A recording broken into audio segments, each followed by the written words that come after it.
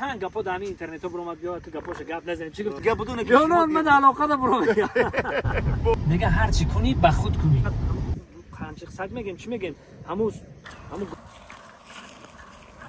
افریکانسکی سوم میگه که لقموهی افریقایی میگه. شاعر بزرگ چقدر سخنهای بلند مضمون گفته گیده. میگه هر چی کنی به خود کنی. گر همه نیک و بد کنی کس نکند به تو آنچه که خود به خود کنی. این مثال رو بیاده گفتگی نیست. او شاعر بزرگوار هر کسی هر کاری میکنه برای خودش میکنه، خواه زلال خود شای خواه فایده خود شای. برای همین آدمیزاد یک مخلوق هست که ای همه مخلوقای روی دنیا والاتر و بزرگتر و زیباتر است. برای همین ما هر کاری میکنیم برای خودمون میکنیم، برای نام خودمون، برای نام وطنمون، برای نیک پدر و مادرمون میکنیم که در آینده پدر و مادرمون ایما رحمت بفهمن، نه اینکه لعنت.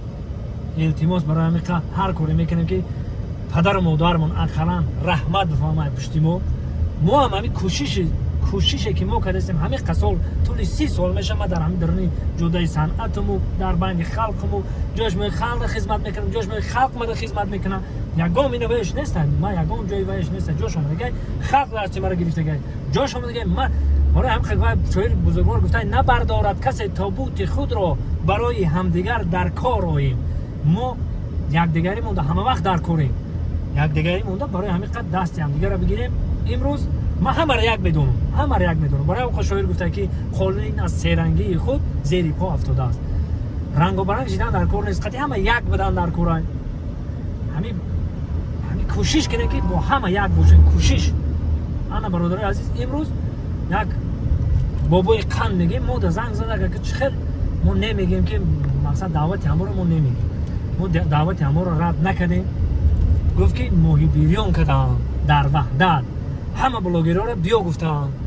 اینا میریم اگر کدام بلاگری باشه میبینیم نباشه ماهی میخریم. خیلی وام بلاگری خچم یک جای خطی بابا صحبت میکنیم بابای قند خطی میگیم. من در زنگ زد که دوست مراد نمیره قندی باباش همه بلاگرها رو دعوت کردیم خیلی بیا. اینا ما برامدیم رفتیم ما در روی سفید یک جای میریم چیزی نشد با ما بنوار میگیرم پیشکشی تماشا بینم پیشکشی شما میگم رفتیم. دوستای عزیز تو پیش بابای خندال خیلی رای دیگه بود. در اصول ماشینی میدان میرفته ولیکو خطی رفتیم میریم رفتیم.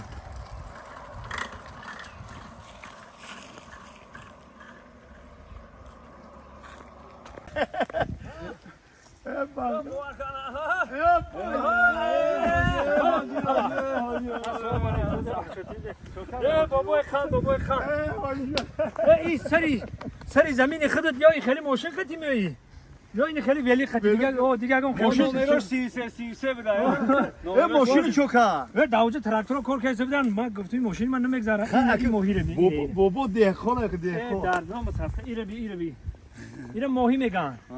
نامی ماهی چیه؟ ماهی خودمون اومده که ماهی افریکانسکی سوم میگن که لقموهی افریقایی میگن. لقموهی افریقایی اومده در همین پرورش میکنیم که همین قد وقتا یا خوشن که همین نگاه میکنی باید همین 3 ماه یا 3.5 ماه 2 کیلو میشوام.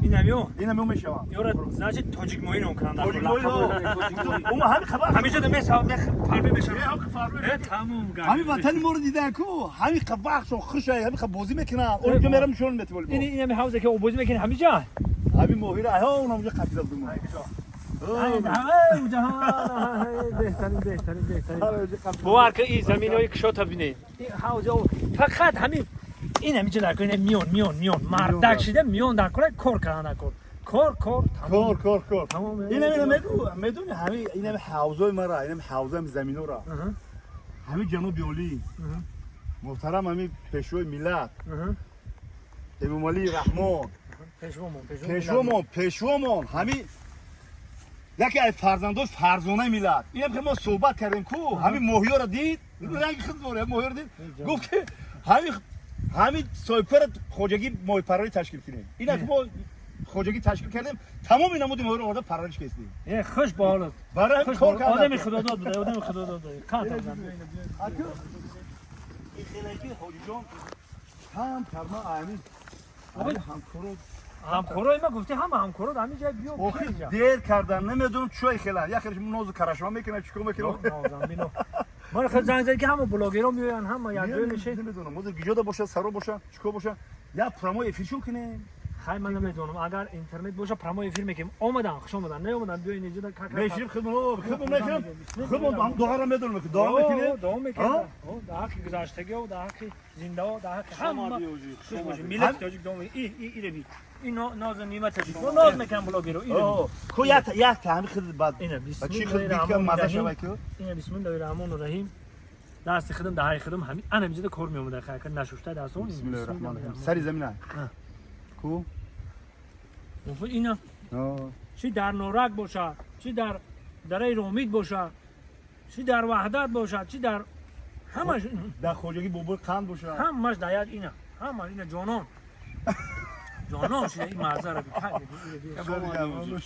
خوش باشه خوش اومدید خیلی برادرها دایره کن دایره میگه دایره نکردن خودمون میخریم شمالا کبیر اینا بی بود آوره خودمون میخریم خودمون دعا میکنیم با اوروها در حق وطن در حق تمام مردم سربلند تاجیکستان عزیزم خیلی بود آورو میکنیم رفتن آمین تاجیکستان عزیزمون همه وقت در عرصه بین المللی یکم باشن ورزشگرامون در جای اول باشن دانشجوامون در جای اول باشن پرچمی ما در جای اول باشه همه وقت تاجیکستان رو هم که رنگ نمیخه شمالا که بی بهار بی خرسندی بی سبزه و این نعمتایی که خداوند برای ما تاجیکا داده خداوند بزرگ همه خنم که ارزونی باشه و همه خنم که سرجم خوشی و خرسندی وقتا خوش باشه همین زندگی نگه عمر اگر خوش گذرد زندگی خیزور کم است ورنه ناخوش گذرد نیمی نفس بسیار است برای اون ما خوش گذشتن خداوند بزرگ ما دعا میکنیم که ملت ما تاجیک ما همه خنم که خوش باشن و خوشحال باشن هم وقت صلح و صلاح در تاجیکستان و پرچم ما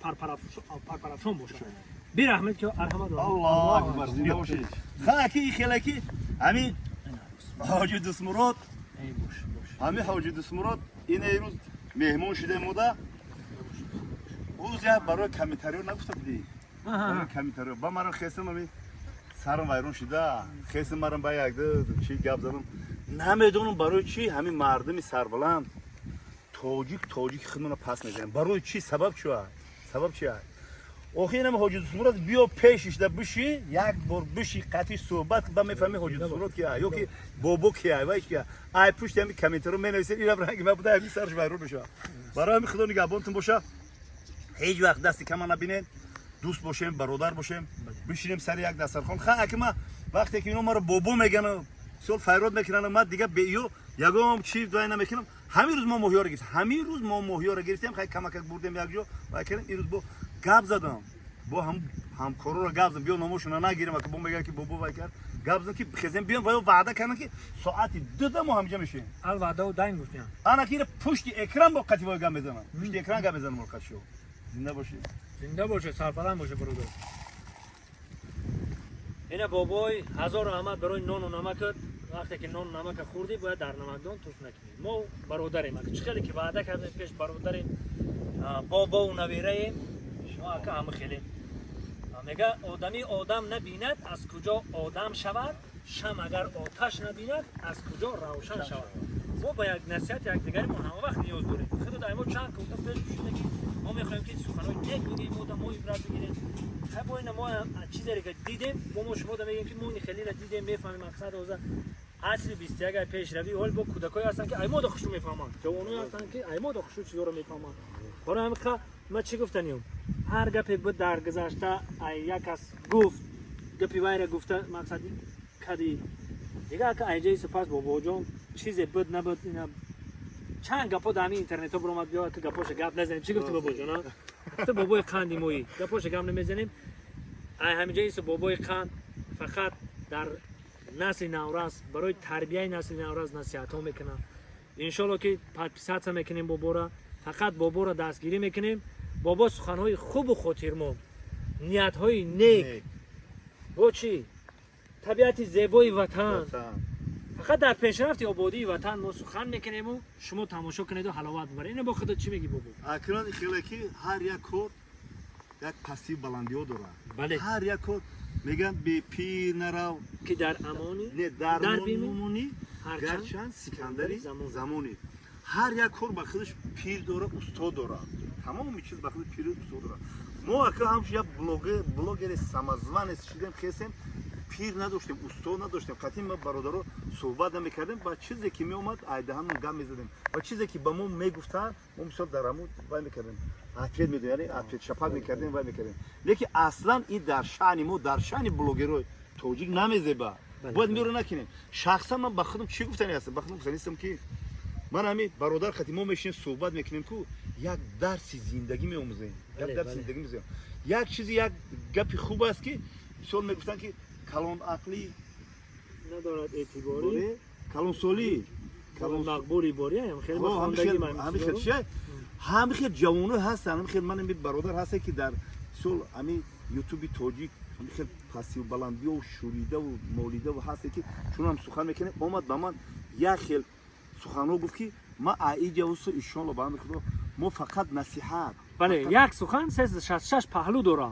این بابا دیگه فکر خطی گپ میزنه نگیم آدمی میفهمیدگی هر کس فکر خود چه میگه کو دیگه که میفهمه. برای همین اگر سخنهای بابا خطا باشه من بخشش میپرسم، بابا هم بخشش میپرسه کسی که خطا فهمیده باشه. اگر گپی خطا گفته باشه همین خیلی است.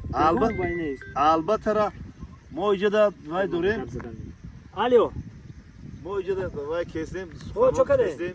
منو برادرم با اومده هستم. اگه چی گفتنی هستم؟ هر کس خطا میکنه. هر کس خطا میکنه. هر کس مثال گلیستون همین وحدت مدروی آخرون طرفی را میره دنگره اومدند آخرون سویتافور میشه مدروی طرفی دست چپ کالخوز گلیستون. خوب بیا تیزا نه که بچه‌ها اومده هستن. این بچه‌ها بلوگرها هم رسیده اومده است. اگه چی گفتنی هستن؟ ما بودو مثال میگن که ای خردوال لخشیدن ای کلونو بخشیدن. مثال ما بودو یگم خردوای هستن، یگم واسه قندی هستن. مثال ایما یگم خفه شده باشن یا که ما خفه کرده باشم ایوایو ما بخشش میپرسم که خدا مهربان بخشنده بخشنده. بله. دیگه ایوجا ما همتون رو دوست می‌دارم. همتون بیا سر یک دسترخوان جمع شویم. نوارهای خوب کنیم. یا نوارهای خوب کنیم. گپای خوب بگیم. مثال یک کمتر نوارهای ما مثال گفتگیم وای ممکن دلی ما دیگه خیلی ما گفته باشیم و دیگه خیلی شما مثال قبول کرده باشین.